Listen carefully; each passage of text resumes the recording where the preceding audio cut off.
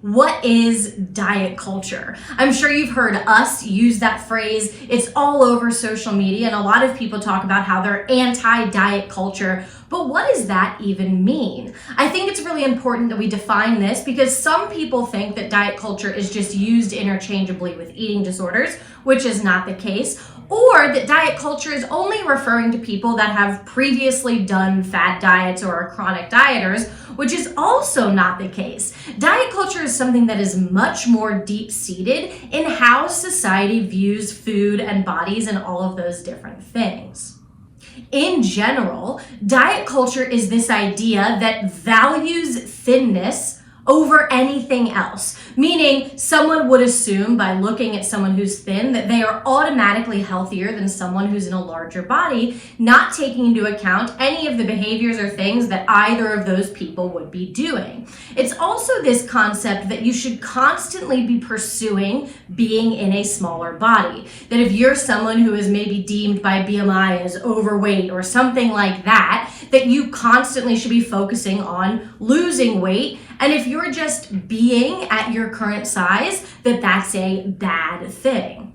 We see this in society and all over social media and in lots of different places all of the time, especially in a specific scenario when it comes to what people are eating. I'm sure you may have seen like what I eat in a day videos or lots of different things like that. And when someone's in a larger body, it's criticized so harshly. Someone in a larger body may be eating, a burger, and they'll get tons of comments about how that's not good for them and they shouldn't be eating that. They should be trying to lose weight, replace that with a salad, all of these horrible things, right?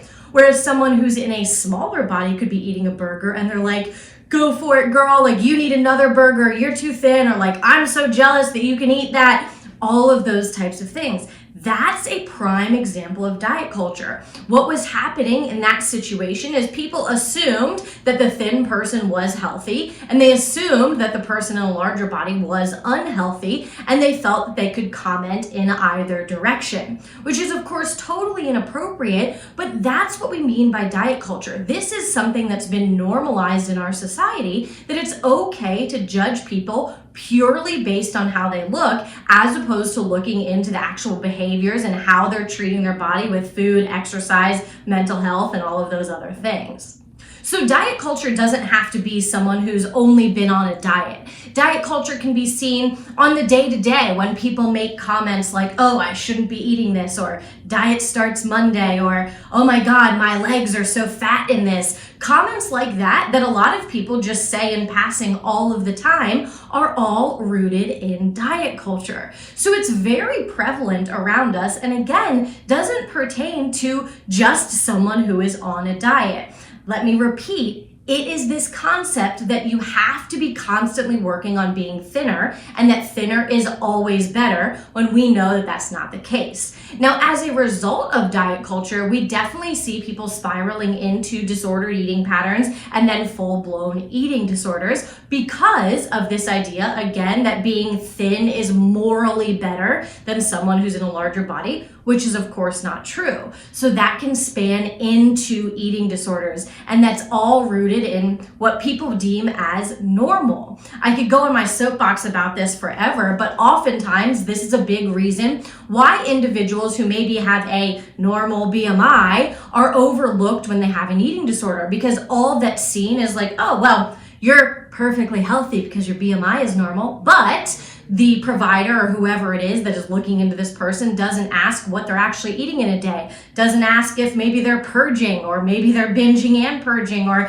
abusing laxatives, or whatever it might be, because all they're looking at is the person in front of them and not considering the food behaviors, the mental health behaviors, all of those things that this person might be engaging in. So that's diet culture. I think it's really important that we address that and that we define that, again, because it's not used interchangeably with eating disorders. Yes, diet culture can lead to eating disorders, but those things are not synonymous.